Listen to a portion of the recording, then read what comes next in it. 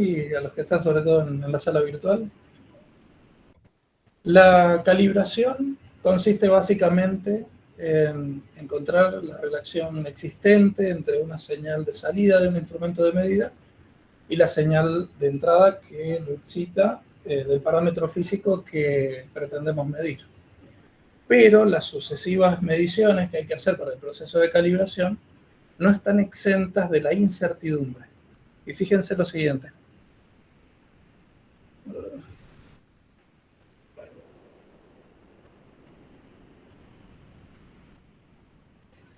El Sistema de Observación Climático Global, el GCOS, define las SB, las variables climáticas esenciales, que están subdivididas en diferentes subgrupos dependiendo si están en relación a la observación de la atmósfera, de los mares o los océanos o la Tierra. Y tomo de ahí unos ejemplos que son clásicos de interés para medir desde plataformas satelitales, como por ejemplo la Water Living Radiance, que básicamente es la radiancia ascendente desde el nivel del océano. Este parámetro tiene una complicación adicional, que es que cuando se mide radiancia desde el tope de atmósfera, del total de radiancia, entre el 5 y el 15% representa la señal del Water Living Radiance. El resto son contribuciones atmosféricas. Bien nos puede decir Fer sobre el tema. Entonces, lo que establece el GCOS son la exactitud y la estabilidad con que deben ser medidas estos parámetros para que puedan participar, entre otros objetivos, del objetivo general, que es la determinación precisa del cambio climático. Entonces, por ejemplo, para el Water Living Radiance se pide que la exactitud tiene que ser de un 5%, sobre todo en bandas del azul y el verde, y la estabilidad temporal del 0,5%, para poder echarle la culpa a cualquier variación del parámetro que estamos midiendo y no variaciones propias del instrumento de medición. En términos generales, se puede decir que una incertidumbre del 0,1% de medición a TOA, a tope de atmósfera, termina representando un 1 o 2% de error de la Water Living Radiance en la estimación de este parámetro. 0,3% de incertidumbre se traduce en un 3 a 6% de error, y un 0,5% de incertidumbre de radiancia a nivel de TOA se traduce en un error de Water Living Radiance del 5 al 10%. Estamos hablando de esos órdenes de magnitud. Fíjense cómo se relaja un poco más estos requerimientos cuando hablamos de un parámetro que está mucho más cercano a algo biológico, como es la concentración de clorofila tipo A, que está, bueno, en una exactitud se pide del 30% con estabilidad del 3%. Algo parecido también se puede ver para temperaturas superficiales, ya sea la SST o Sea Surface Temperature, la temperatura superficial del océano, o la Land Surface Temperature, donde hay una clara diferencia ahí entre los requerimientos de exactitud y estabilidad, referidos sobre todo a una variabilidad que existe cuando se ve las superficies en el suelo. Hay una gran variabilidad de emisividad de las coberturas del suelo en comparación de lo que sucede con un cuerpo de agua. Y en términos generales también podemos decir que el 0,25% de incertidumbre de la medición de radiancia TOA se termina traduciendo en un 0,2 o 0,3 Kelvin de error, y un 0,5% en 0,5 Kelvin aproximadamente en estos parámetros. Entonces, para poder establecer si las mediciones que nosotros estamos tomando están en estos órdenes de exactitud o de estabilidad, es necesario cubrir con un buen proceso de calibración de los instrumentos. Fueron las plataformas satelitales de los fines del 70 y durante la década del 80, aquellos que iniciaron un poco el proceso de establecer la calibración como un actor principal dentro de las misiones satelitales. Puedo citar los satélites Nimbus, por ejemplo, los instrumentos TOMS, SBV o CZCS en el Nimbus 7. El TOMS fue con el que se pudo mapear por primera vez el problema de la capa de ozono en la estratosfera. Los primeros Landsat, el radiómetro avanzado de muy alta resolución en la serie de NOAAs, desde el 1 hasta el NOAA 19 inclusive. Y bueno, estas misiones fueron pergeneando un poco esta idea de calibración y dándole peso e importancia para que sea como un bloque funcional dentro de la misión satelital y que tenga sus propios actores involucrados dentro de la misión. Le fueron dando peso e importancia a la calibración, básicamente. Entonces, actualmente, podemos entender la calibración en estas 3 etapas. Díganme, por favor, a alguien que me haga una señita de la sala si se ve bien y se escucha bien, si va todo en orden. Una señal de 1. Gracias, José. La primera de las etapas, conocida como calibración pre-launch, es básicamente una caracterización de los instrumentos en laboratorios en tierra, utilizando para ello targets que están calibrados bajo norma. Luego una etapa de calibración on-board u on-ground. On-ground es pre-launch. On-board, que serían ya sistemas que funcionan en la plataforma satelital mientras esta está operativa en órbita, para ir monitoreando sistemáticamente, periódicamente el instrumento y, bueno, ajustar alguna corrección en caso de que se vayan algunos parámetros de control. Y finalmente, lo que es la verdad absoluta para la medición, que es la etapa de calibración vicaria, donde lo que se usan son targets de la superficie terrestre, que son bien conocidos, están bien medidos y caracterizados, y con los cuales, manteniendo ciertas características en geometría y condiciones de visualización, se pueden considerar invariantes. Justamente por eso el Comité de Satélites de Observación de la Tierra, el CEOS, establece los PICs, los pseudo invariantes sitios de calibración. Se pueden encontrar ahí listados alrededor de la Tierra. Y bueno, sirven de esa manera para comparar las mediciones del instrumento en esos sitios con las mediciones de sitios locales o quizás cruzar mediciones con otros satélites. Entonces, un poco el panorama del seminario es centrarnos en la etapa intermedia esta que aparece aquí de la calibración on-board.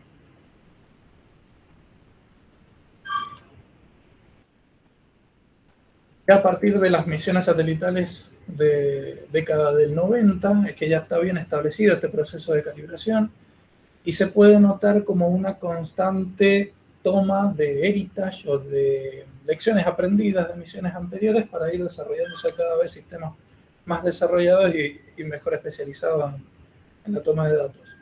Acá se puede ver como un ejemplo de esa transición, por citar algo. Entonces podemos mencionar a SeaWiz como el pionero del análisis del Ocean Color, luego MODIS, que fue como su sucesor, y ampliando la cobertura del mismo a bordo de los satélites Terra y Aqua. VIRS, en los satélites SWAMI, NPP y los JPSS 1 y 2, conocidos más tarde como los NOAA 20 y 21, se consideran como los sucesores de MODIS en la órbita polar. OLCI en Sentinel-3 A y B, que ya tiene bandas espectrales especializadas, optimizadas para el estudio del océano y de la Tierra. Entonces, el objetivo del seminario en general no es recorrer todos estos sistemas y ver todos sus sistemas de calibración y demás, no daría el tiempo o sería algo muy, muy ligero, sino atender como los principales métodos de calibración utilizados en plataformas satelitales y usar como ejemplo algunas de las misiones acá. Así que quisiera arrancar por SeaWiz y hacer mención a lo que fue su método de calibración, utilizando como referencia una fuente conocida, nuestra estrella más cercana, el Sol, usarla como una fuente de radiación conocida y poder comparar las mediciones respecto de las calibraciones hechas en Tierra. Básicamente, SeaWiz, un instrumento del tipo Whiskbroom, lo que hace es que está montado sobre un tambor y redirecciona su dirección de observación, de estar a nadir a la Tierra, hacia lo que es, aquí como se ve a la derecha, muestro un poco con el mouse, acá, lo que es un calibrador con un difusor solar, y lo que hace es observar la reflexión del Sol sobre el difusor. Entonces, si conocemos bien la Bidirectional Reflectance Distribution Function, la BRDF, del difusor basándonos en algún modelo de radiación, de irradiancia extraterrestre del Sol, ajustándolo por la distancia entre la plataforma y el Sol, podemos obtener valores de radiancia que podríamos estar midiendo con el satélite y comparar la señal de salida del instrumento con lo que se caracterizó en un laboratorio en Tierra. Y bueno, viendo este ejemplo, menciono que este SEAWIND, lanzado en agosto del 97, a los 39 días de funcionamiento se pudo comparar entre las mediciones predichas que iba a hacer en las calibraciones solares. Esos son valores en DN, en Digital Numbers, cuentas digitales del instrumento, respecto a lo que se predijo que iba a medir de lo que terminó midiendo, y se puede ver en general valores un poco superiores y con una variación de alrededor de 1 o 2% en el peor de las bandas. Más tarde, a los 72 días de funcionamiento, la plataforma del satélite tuvo problemas para generar los coeficientes de determinación de órbita y pasó a un estado seguro, donde el instrumento debió apagarse. Recién al día 80 se pudieron reanudar estas mediciones solares. Y bueno, haciendo un compendio de todas esas mediciones a lo largo de ese tiempo, se pudo establecer que la incertidumbre, o digamos sí, la incertidumbre de medición con el método estaba alrededor del 3% para todas las bandas en promedio. Así como se puede usar el Sol, tenemos otro reflector natural muy estable, que es la Luna.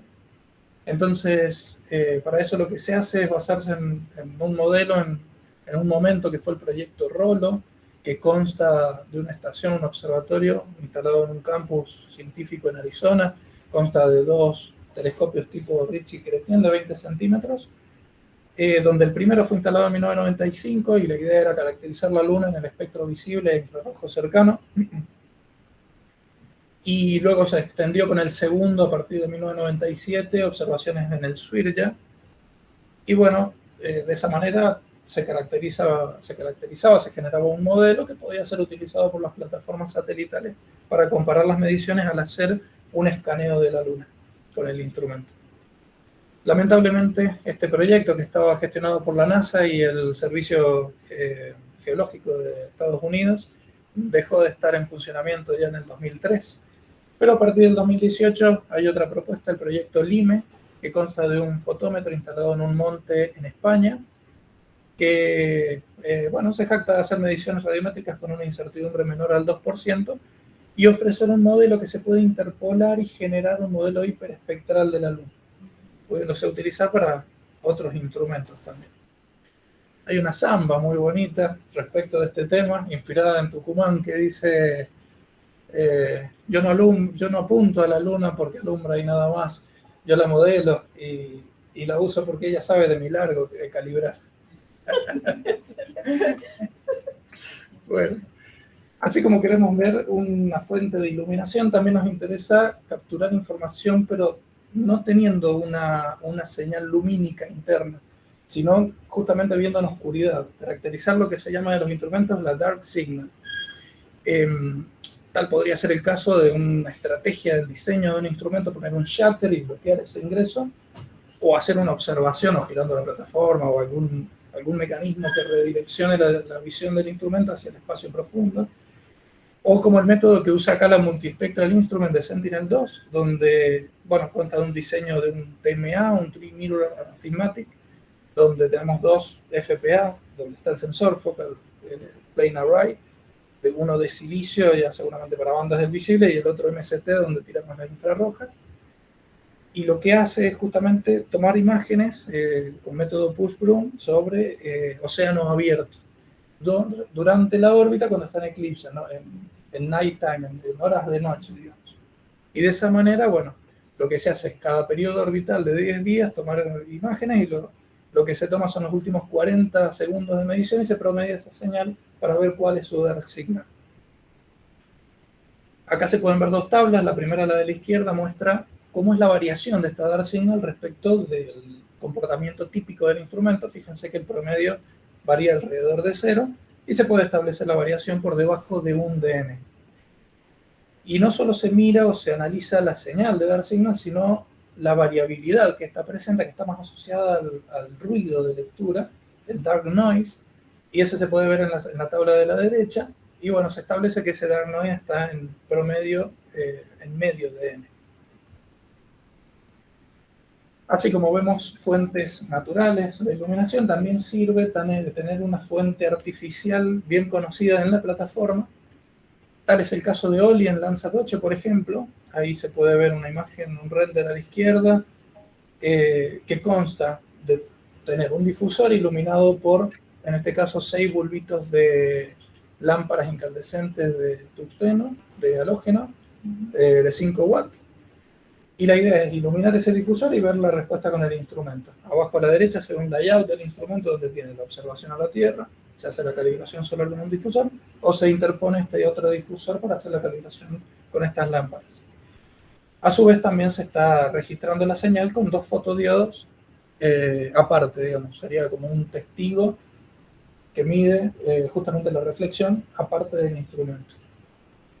Acá una curva nos muestra una medición típica donde se ve que se encienden las lámparas, comienza un calentamiento, hay una etapa de transición hasta que se alcanza un estado operativo y donde se hacen las mediciones. Acá vemos la medición de 2 bandas verdes y de los 2 fotodiodos esos que están sensando la reflexión en el difusor.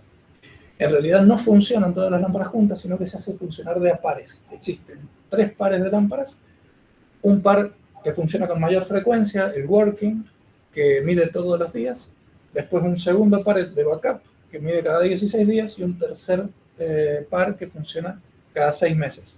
Y el objetivo de hacer este desfase en frecuencias es para ver si las variaciones que estamos viendo son del instrumento de medida que se está deteriorando de alguna manera, si lo que está sucediendo es que se deterioran las lámparas que tenemos funcionando acá, o si lo que se está deteriorando es el difusor del reflector, que es algo que le sucede típicamente en órbita.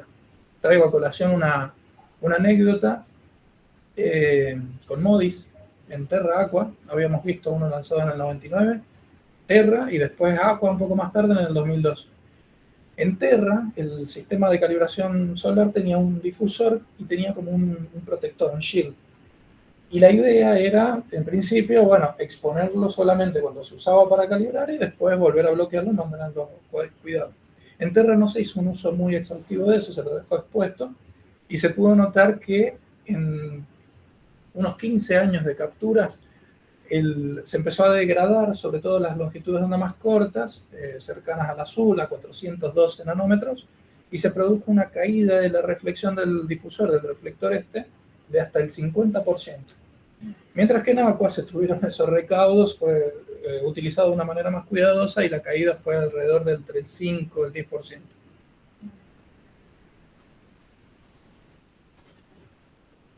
Acá hay un caso muy particular. Este equipo se llama SRCA, el Spectral Radiometric Calibration Assembly. Básicamente consta de que MODIS posee un monocromador arriba de la plataforma, básicamente.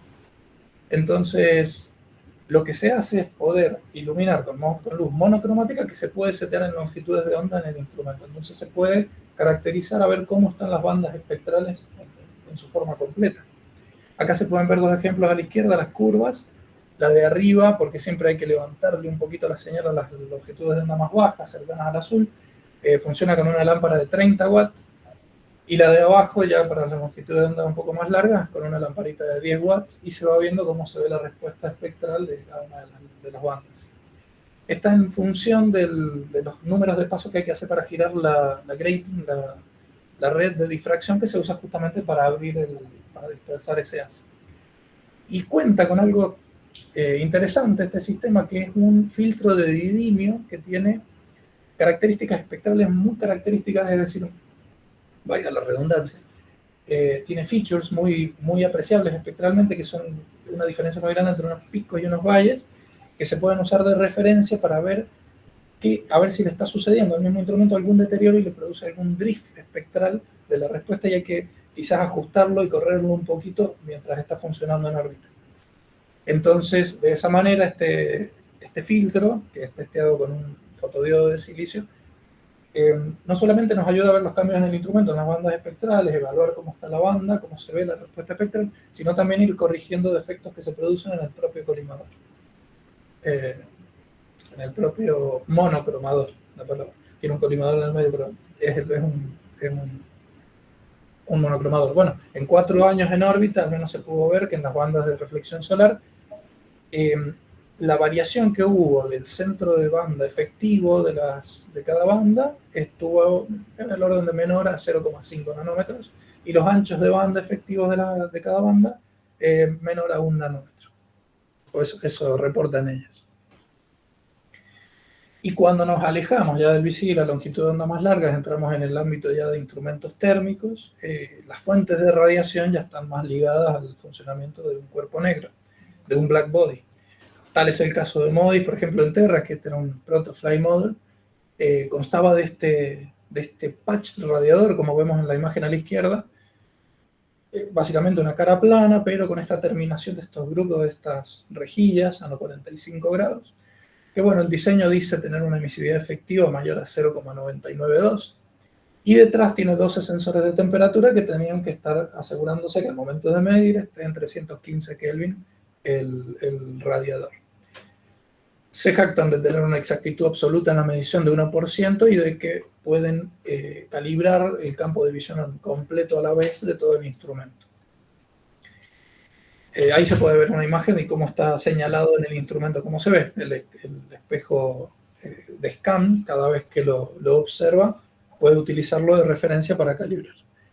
Y un diseño un poquito más avanzado, ya un poquito más parecido quizás a un cuerpo negro de cavidad, es el caso de TIRS en Landsat. Acá un ejemplo con Landsat 9. Se puede ver a la izquierda el instrumento con la estructura o el housing ahí hecho un poco transparente. Se ven dos conos amarillos que representan el campo de visión cuando el instrumento observa a la Tierra nadir o cuando observa el espacio profundo, porque es un sistema, es todo un sistema óptico ahí axial y que tiene arriba un mecanismo de selección de escena, justamente. Y este puede ser ubicado en un momento durante el cuerpo negro. El cuerpo negro se puede setear entre 270 y 330 Kelvin con exactitud de 0,1 Kelvin. Y se puede ver en el zoom a la derecha un patch ahí circular amarillo, que es el radiador que tiene el cuerpo negro. Un radiador que está adosado al cuerpo negro para darle uniformidad y estabilidad durante las mediciones. En realidad, quería hacer una mención a esto, ya que la FPA acá está compuesta por una tecnología un poco más avanzada que la de MODIS. MODIS había hecho mención que era un sensor de MST. Estos son un fotodetector infrarrojo de pozo cuántico. Tanto los MST como los COIP hay que refrigerarlos, y mucho, a temperaturas criogénicas, por debajo de los 100 grados Celsius. Y para eso no sirven mucho los refrigeradores convencionales de plataformas satelitales, sino que necesitan de sistemas más complejos, conocidos como cryocoolers. Por ejemplo, bueno, ¿por qué esta tecnología es un poquito más avanzada? Bueno, los MST logran su respuesta espectral en base a la composición de la terna aliada del semiconductor en mercurio, cadmio y telurio, y dependiendo de esa composición logran una cierta respuesta espectral. Y eso en laboratorio es muy difícil de reproducir. En cambio, estos lo logran en base al espesor que tienen las multi-well, las capas o las layers de cada pozo cuántico, y eso es más reproducible en laboratorio. Un MST podría funcionar con 83 Kelvin, 70 Kelvin, estamos hablando de menos 190 grados Celsius, para hablar en grados Celsius. En cambio, el QUIP hay que refrigerarlo hasta una temperatura de menor de 43 Kelvin. Bueno, el refrigerador que se usa para mantener esa temperatura es el cryocooler que se ve en la imagen a la derecha. Consta de, en particular, de un ciclo Stirling de refrigeración. Básicamente, un fluido se expande para tomar energía de la FPA, se lo traslada hasta otra zona, se lo comprime y se libera esa energía a través de un radiador. Todos esos radiadores que funcionan para distintas etapas de refrigeración, está todo, como se ve en la imagen a la izquierda, vieron que hay un shield, un rectángulo naranja ahí, y eso protege todos esos radiadores de la propia radiación de la Tierra, que es un hair shield, y también del albedo, todo lo que puede modificar la observación directa del espacio profundo, considerado entre 2 y 4 Kelvin. Y este refrigerador, fíjense, más o menos para dar una idea, es lo que tiene este señor a la derecha enfrente. Dos émbolos que mueven este fluido están en contraposición para disminuir las vibraciones en el sistema. Imagínense un sistema así óptico vibrando a causa de esto funcionando. Es un gran problema la instalación de este tipo de sistemas. Y en el otro extremo lo que tiene es el cold tip, donde se logran las bajas temperaturas que se ponen en contacto con un cold finger con la FPA. Este instrumento estuvo sometido en laboratorios en tierra a un ensayo muy particular. fíjense que se lo quiso ensayar para ver las características de Strike-Lie en el instrumento en condiciones de vuelo. Para eso hay que usar una cámara de termovacío y en esas condiciones hacer las mediciones, ya que los sistemas ópticos, cuando se encuentran en presión atmosférica, empiezan a presentar ciertas deformaciones de los materiales que varían las longitudes focales efectivas y varía el comportamiento total del instrumento óptico. Entonces, reproducir la condición de vuelo implica efectivamente ponerlo en una cámara de termovacío como acá. Se puede ver a la derecha el layout del experimento de la medición, donde aparece abajo a la derecha ese cuadrado con una X, que es el instrumento propiamente, la TIRS, y lo que se hace es enfocar la salida de un cuerpo negro justamente en este dispositivo que fue llamado el CGS, un Calibration Raw Super Equipment. Entonces la pregunta es, ¿por qué se hizo este ensayo en este instrumento que es muy costoso, es difícil de reproducir y es difícil de encontrarlo en los instrumentos ópticos satelitales en general? Generalmente se aconseja no proceder de esta manera porque conlleva muchos gastos a veces. Y estamos hablando de misiones satelitales, ¿no? Bueno, es una anécdota que me gustaría contarles.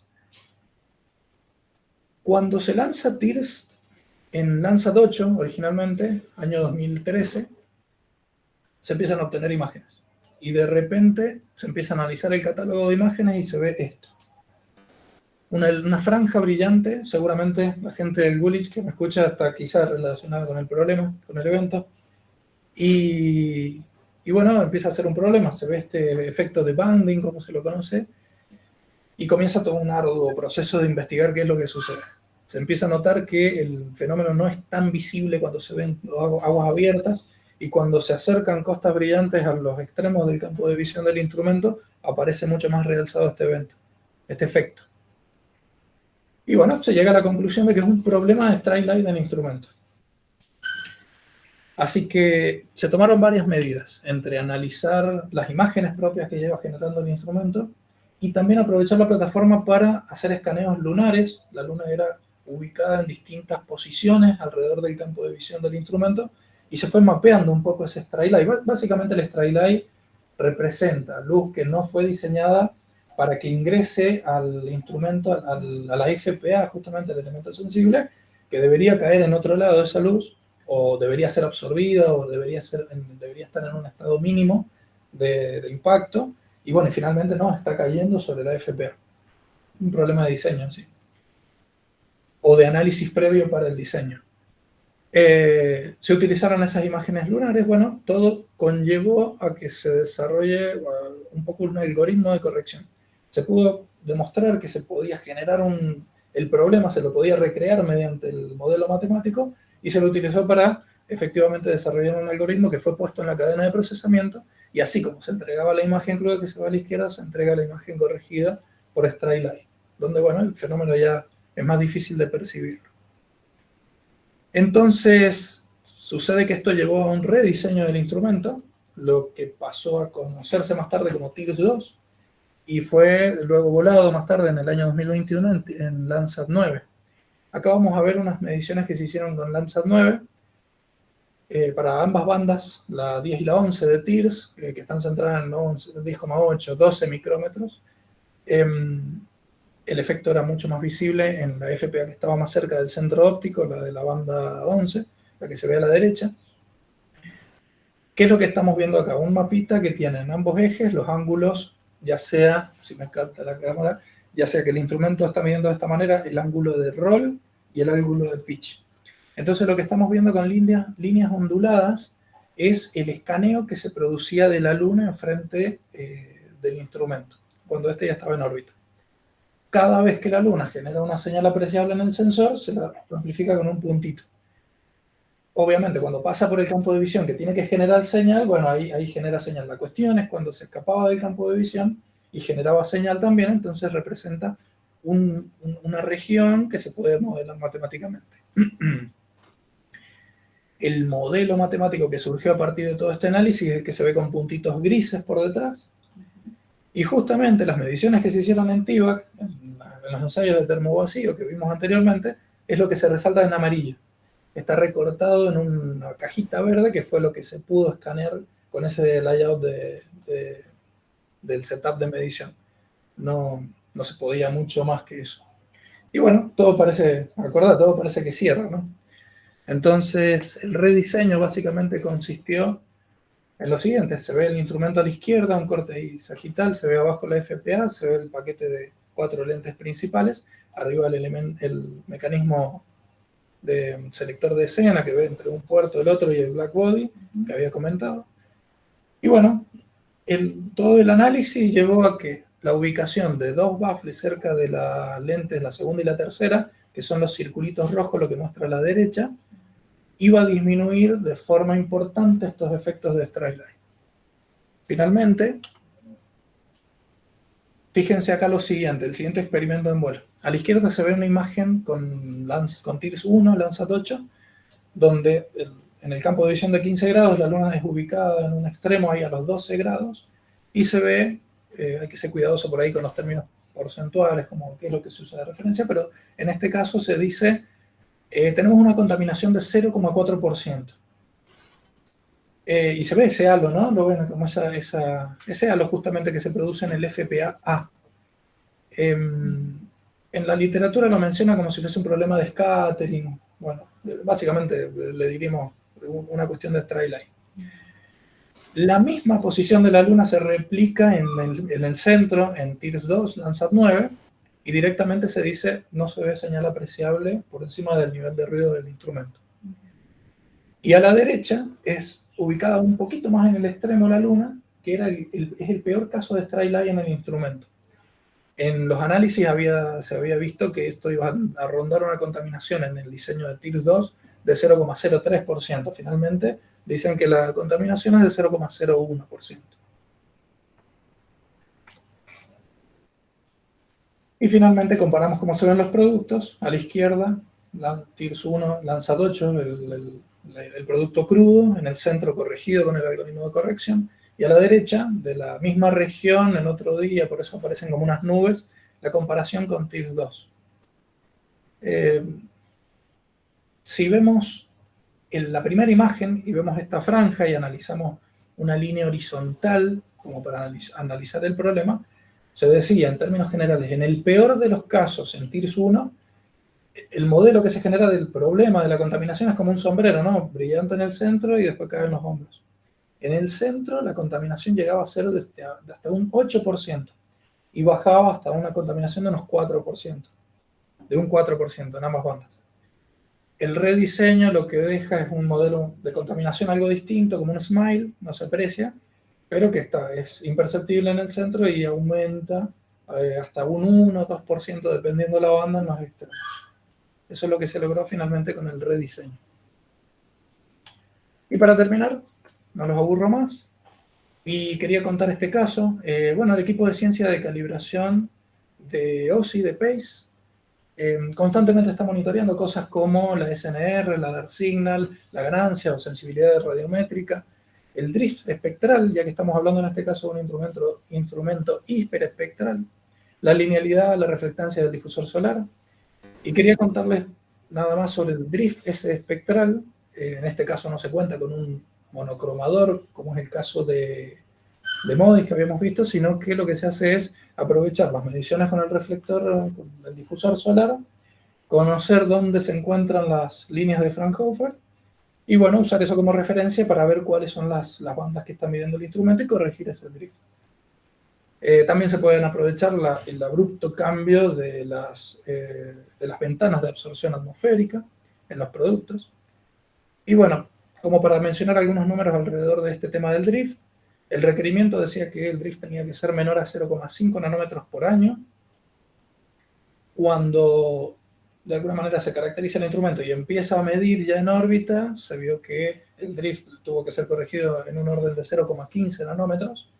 Y a partir desde que está en órbita funcionando hasta la actualidad, que es lo que estamos viendo en ambas curvas, a la izquierda algunas longitudes de onda del FPA azul, así lo llaman, ¿no? El FPA azul y el rojo, a la derecha algunos del rojo. Bueno, se dice en promedio el drift de las bandas está en el orden de 0,062 nanómetros. Y bueno, simplemente mencionar por ahí este proceso de medir y medir de nuevo y decir que algo varió, es muy parecido como cuando Fran Nemiña nos mide con su espectroradiómetro 2B espectro y dice, che, ¿es el mismo espectro o es distinto? Bueno, es un proceso de conocer muy bien el instrumento de medida y saber cómo varía también tanto los elementos que están en el medio contribuyendo y la fuente de radiación.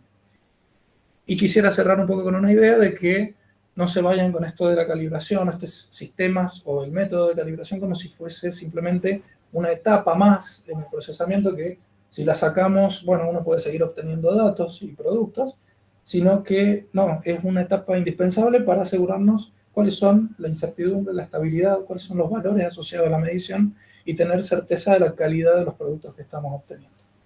Es decir, en otras palabras, la calibración no corrige el dato, es decir, la calibración entrega el dato correcto. Muchas gracias.